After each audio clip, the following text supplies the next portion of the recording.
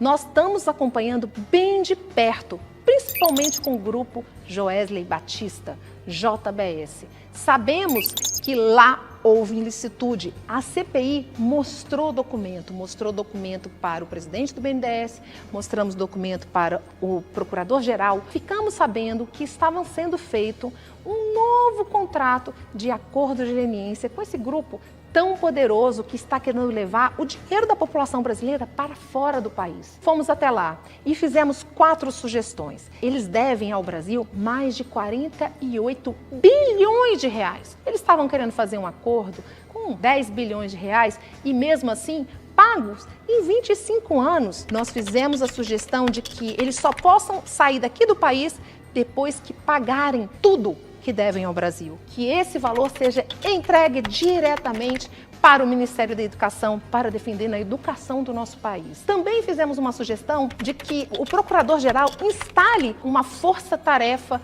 para investigar o BNDES. Não podemos ter aqui o TCU fazendo um trabalho de excelência, mostrando que houve corrupção no BNDES, nós temos a Polícia Federal, nós tivemos a Procuradoria e, de repente, uma auditoria externa sem acesso a todos os documentos, dizer que não existe caixa preta e uma outra situação, que todos os membros da família sejam responsáveis pelo pagamento total dessa dívida com o povo brasileiro. Conto com você para que você possa distribuir esse vídeo, fazer com que esse vídeo chegue na mão de todas as autoridades e faça uma pressão. Eu tenho 2 projetos para que o crime de corrupção se torne hediondo, porque as pessoas têm que entender o seguinte, que muitos brasileiros acham o seguinte, roubou, não, porque ele comprou uma lancha, porque ele comprou um apartamento, porque... Não é isso. Ele roubou e milhares de pessoas morreram. Milhares de pessoas deixaram de realizar seus sonhos. É um crime que matou milhares de pessoas. Então, nós não podemos ser permissivos à corrupção. É algo que, por isso que eu digo que a fiscalização é fundamental. Nós temos que entender que a moral e a ética tem que ser forte na nossa vida. Eu hoje estou aqui há 4 horas sentada, mas eu realmente estou me sentindo muitas das vezes como uma palhaça. Eu estou aqui, entrei na política, saí da minha linha de conforto para realmente mudar esse Brasil. Esse Brasil que está aqui hoje pedindo socorro com 14 milhões de pessoas desempregadas. E gente séria não ia mesmo deixar barato. Foi atrás, investigou e mostrou que o esquema de corrupção no BNDES começou dentro de casa. O banco pagava comissões a seus funcionários para, digamos, estimular os empréstimos. O Banco Nacional de Desenvolvimento Econômico e Social, ele dá bonificação para os seus presidentes e diretores a respeito da sua lucratividade, da sua movimentação financeira anual. Todos os funcionários do banco, na negociação com o sindicato, recebe, às vezes, além do 13º, uma negociação que vai, mais 2 salários, mais 3 mais salários, 2 salários. e tal. Aí abriram a porteira. Para os amigos do rei, tudo. Mandavam e desmandavam no BNDES. Mas na CPI, não. Fui até o BNDES. O BNDES é tão rigoroso que rechaçou a ideia, embora gostando. E quem rechaçou foi então o presidente Luciano Coutinho. Porque as coisas que o senhor falou aqui, sinceramente, é uma vergonha. Então a gente tem que tratar esse assunto com muita responsabilidade. Tem a palavra para a resposta. Acho que a senhora tem total razão. Fisgaram muita gente de peso, que tentava explicar o inexplicável. A falta de critério para liberar tanta grana. Bom, o senhor falou aqui várias vezes a respeito da questão dos riscos, né? E existe um padrão internacional, para que, como o senhor explicou aqui para os nossos colegas, a respeito de 1 a 7, é um padrão internacional. Os aportes que foram feitos, por coincidência ou não, são todos com países, Venezuela, Cuba, Moçambique, com risco 7. Por que o banco, principalmente na gestão do senhor, faria aporte e investimento nos lugares que teriam mais risco? Deputada, eu não... Todos os outros países foi dado um prazo de 100 meses, 150 meses. Cuba teve 300 meses. Por que Cuba teve um valor a mais, sendo que ela era risco 7? E por que ela teve 300 meses para fazer o pagamento? Eu me reservo o direito, porque eu não consigo lembrar Bom, então eu vou trazer um caso concreto. A Autopista Nacional de Cuba. Segundo informações contidas em relatório do TCU, houve uma liberação antecipada de créditos pelo BNDES para a empreiteira Odebrecht. O BNDES não recebeu nenhum relatório comprovando que a obra existia ou que estava em execução. O que foi liberado? E o que é que o senhor fez para que continuasse sendo liberado e o senhor não tomou nenhuma atitude para que se fosse comprovada a utilização desse recurso? E quando a fiscalização aperta, não dá para escapar. Deputada, eu não tenho como, nesse momento, lhe esclarecer de memória, eu não posso saber. E eu fico assim me perguntando algo assim que para mim é assim algo que eu gostaria de entender, porque o senhor falou tantas vezes de risco, análise de risco. Venezuela e Cuba tem 2,3 bi em atraso com o BNDES. Aí, cadê a responsabilidade desse banco? Então, parceiro, deram nomes aos bois. Quem mandava, apareceu. Qual era o nível de influência direta do Ministro de Desenvolvimento, Indústria, Comércio Exterior, Casa Civil, do Ministério das Relações Exteriores e outros órgãos do Poder Executivo nas operações do BNDES? De interferir num processo específico de concessão de crédito e tal? Não. Minha resposta é não. Não houve interferência indevida nunca em nenhum, até porque eu não permitiria isso. As desculpas de sempre não colam mais. Quem que faz parte da Camex? Quem que faz parte? Casa Civil, o Ministério da Fazenda, o Ministério Planejamento, o Ministério de Desenvolvimento, Indústria e Comércio e o Ministério de Relações Exteriores, não me falha a memória. São exatamente os que eu pedi. Então a Camex tinha influência e esses ministros não, é isso? Como que é isso? Caíram as máscaras. A Camex, que é a Câmara de Comércio Exterior, não devia mandar no BNDES, mas mandava. E quem davam as cartas na Camex? Os caras do PT. Lula, Dilma. Eles tinham a chave do cofre. Eram os donos da bola. Eu quero entender como que é essa questão da seguradora. As instâncias maiores já tinham aprovado a operação, ela não estava perguntando para a gente se queria aprovar ou não. Então... Não estava perguntando para a empresa contratada qual era a nossa opinião. Ela está falando o seguinte, eu já aprovei, você enquadra. Eu quero que o senhor me corrija, eu espero que eu esteja errada. Mas o senhor está dizendo aqui, então, que a Camex falava assim, enquadra a seguradora que era contratada também com dinheiro público, ela foi omissa e simplesmente só aceitava a ordem da Camex. A gente não tinha o que fazer, ele é o contratante. Vamos dizer ali, vocês faziam uma vista grossa. A palavra vista grossa não é isso. Então qual que é a palavra? A palavra é que a gente não era consultado. E por que vocês eram pagos? Com o BNDES na mão, essa turma fez festa. Regras? Que regras? Eles passavam o trator por cima de tudo. O senhor trabalhou de 2001 a 2006. E depois o senhor foi trabalhar onde? Na Odebrecht.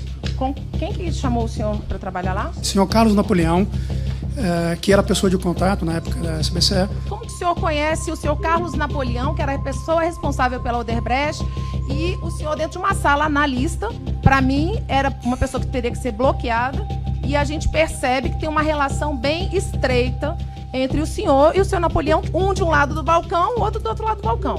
Era parte do trabalho escutá-lo. E era parte do trabalho eles também escutar, que o senhor estava almejando um outro trabalho, querendo sair de lá. Não. Mas é o que aconteceu, né? Aconteceu. Exatamente. O próprio CCR deixou de ter o amparo do Banco Central como garantidor. Era a raposa tomando conta de galinheiro. Não ia mesmo dar certo. E o senhor, como analista, não questionou isso? Não cabia a mim questionar. Ah, não? E o que o senhor tinha que fazer? Tomar o parecer do risco país, fazer Mas a se o senhor está falando que o risco país, o senhor tinha que analisar, o Banco Central diz que sai porque não concorda do CCR, que o que o senhor fazia que não cabia o senhor a questionar isso. O senhor pegou e ficou assim que nem um tampa-olho e fez o que quis. Eu não podia, eu não tinha o que me manifestar e que influenciar em relação a isso. Então o senhor está confirmando que o senhor Fernando ontem falou que o senhor tinha que enquadrar de qualquer maneira, e então o senhor enquadrava. É isso que o senhor está me dizendo. Nós temos aqui o relatório sem nenhuma conclusão e o senhor acha isso normal? Não acho normal. E por que se fazia desse jeito? E o senhor assinava dizendo assim que estava sem conclusão? Não me lembro do detalhe. Vocês estavam sendo pagos para fazer uma análise de risco. Aconteceu isso que o senhor falou. O senhor não faz análise, assina sem conclusão e o senhor acha que não é normal. E o que o senhor acha que eu devo achar do senhor? Aqui a gente não está brincando, não. Aqui terá, sim, CPF e identidade e digital. Para disfarçar, tentaram até dar outro nome pro velho toma lá da cá. O que significa o ativo político? E quais são os nomes dessas pessoas? O nome dessas figuras que faziam parte desse ativo, eu conheci um Palocci, lá numa antessala lá da JBS, o Vacari, que sempre frequentava lá, e conheci uma vez o Luciano Coutinho na sala da presidência da BNDES, numa reunião, que eu era um dos sócios da Eldorado. Então, o senhor está me dizendo que o ministro Antônio Palocci estava na antessala da JBS? A coisa estava muito escancarada. Um dia, a vaca ia pro brejo. E o senhor não vê nenhuma correlação da fusão do JBS com a Bertin em relação a esse ativo político? Eu vejo um caminhão. O Brasil, meu chapa, viu um camburão. Não demorou muito e a CPI achou algo suspeito no BNDES. Era a Camex. Abriram e fedeu mais ainda. Já era costume a senhora aprovar, ou a Camex aprovar, o valor do empréstimo, do financiamento, sem ter visto o estudo de viabilidade? Não tem conhecimento desse projeto. Pois é, mas a senhora está aqui, assinou. Então a senhora participa de uma reunião e não sabe? Não sei do que se trata. Qual é a função da senhora como secretária executiva da Camex? Qual que era a função da senhora, atribuição da senhora? Assessorar o ministro, recebíamos todos os pleitos. Mas aí a senhora tinha todas essas atribuições e passa que é um porto de Mariel virou conhecido, né? Ele não fez nenhuma assessoria ao ministro dizendo que não tinha nenhum estudo de viabilidade? Tinha um comitê com representantes especializados nesse assunto. Eu tô assim querendo entender, porque nós vamos lá para o BNDES e nós ouvimos literalmente o presidente e os diretores falando que tudo vinha da Camex. Aí chega a pessoa que é responsável para dar assessoria ao ministro e fala que é da Cofig. É interessante isso aqui, porque assim, a Cofig está abaixo da Camex. É uma brincadeira. O sistema é esperto. Criou uma sopinha de letras para confundir. Mas quem tá de olho não engole isso. É uma brincadeira com o povo brasileiro. Nessa altura do campeonato, a CPI sabia que o jogo era pesado. E os amigos do rei, aqui e lá fora, faziam a festa. Aí tem um outro empréstimo aqui, também para Cuba, do Porto Mariel, de 230 para 600 milhões de dólares. Não tem estudo de viabilidade econômica. Mas cadê a moralidade nisso? Cadê a moralidade nisso? Nós estamos falando aqui de dinheiro público. O que eu podia fazer para impedir isso daqui? Eu, como mero funcionário da Camex. Quem que mandava? Quem que decidia? O Conselho de Ministros da Camex. Então você está dizendo que esses conselhos aqui que são responsáveis por isso aqui? Sim. Total, não tenha dúvida disso. São os ministros da Camex. Os dois ministros, Miguel Jorge e Paulo Bernardo. E os demais, tem outros ministros que assinaram aí também. Foi tanta mágica para maquiar a papelada e liberar grana pro esquema que, por pouco, não transformaram o BNDES num circo. É o seguinte, é que a gente observa, analisando a história, foi feito um desfalque e mudando legislação.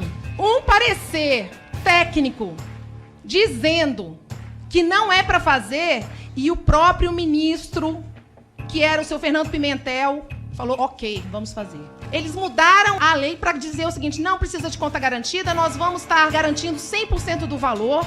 Agora o senhor falar aqui que não tinha canetada, tinha sim, porque aqui está mostrando tecnicamente que tinha canetada. O senhor foi omisso nas operações que é Moçambique, Angola e Venezuela, nós estamos com um prejuízo de 4 bilhões. E o senhor falar que não foi omisso, o senhor tinha currículo, mas o senhor não teve firmeza de falar que não ia aceitar isso. E aqui está claro o esquema. Precisava mudar a lei? Vamos mudar. Os gatunos que surrupiaram o BNDES só se esqueceram que parlamentar decente não cai em conversa mole.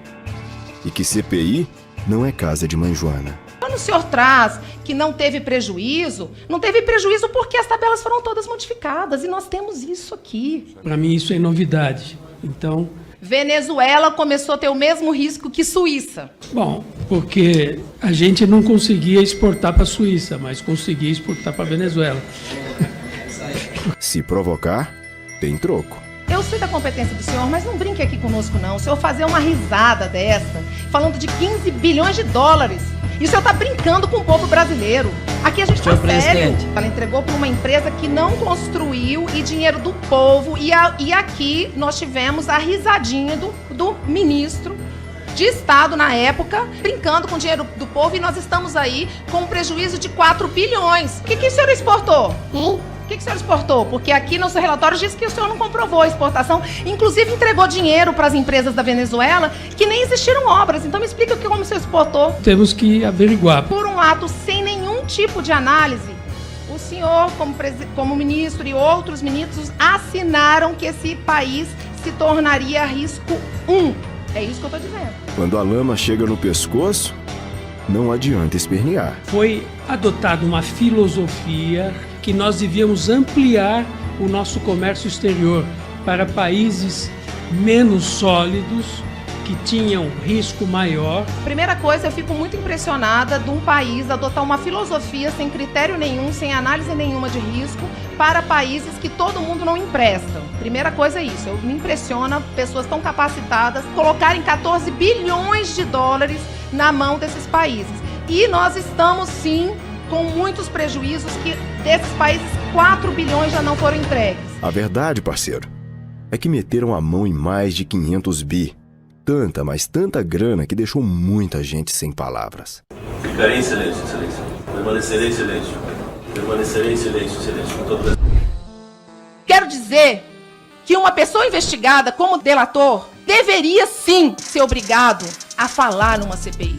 Porque existe um grupinho lá, que ele fazia parte, tem conversa do senhor Marcelo Miller, que é um procurador, falando como é que eles deviam direcionar o acordo de leniência e de delação premiada. O STF fazer com que esses senhores fiquem ainda acobertados pela lei. Que lei é essa? Mas quando um país protege bandido, alguma coisa tá errada. Sabe quem era a pessoa que tratava todos os interesses dos banqueiros? Senhor Antônio Palocci.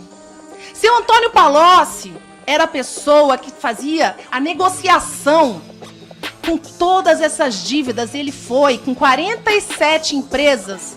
Ele movimentou nas contas deles mais de 147 milhões. Seu Antônio Palocci foi contratado pelo seu Joesley Batista, pelo seu Francisco, que era a pessoa que fazia esse trabalho de interlocução.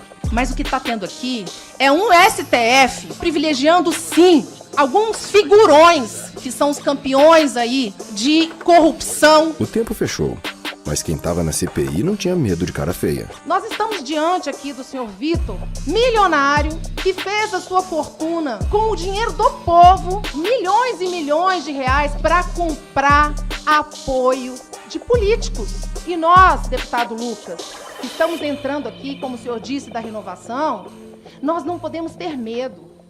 Nós não podemos ter medo do STF, nós não podemos ter medo de deputados que estão aqui antigos, querendo se manter no poder, e fizeram parte, sim, dessa quadrilha, e nós não podemos permitir o STF tentar nos calar. Para surpresa de ninguém, muita gente que mamou nas tetas do BNDES não apareceu para depor. Nós tínhamos convocado Joesley Batista, Wesley Batista, e todos eles recorreram ao STF e eles conseguiram habeas corpus. Mais feio ainda é ir na CPI e fugir da verdade. 64 milhões do contrato que foi feito com a Odebrecht de 1 bilhão foi exatamente para financiamento de campanha política. O que eu sei, o que me envolveu é mentira. E tapar o sol com a peneira não resolve. É passar vergonha em cadeia nacional.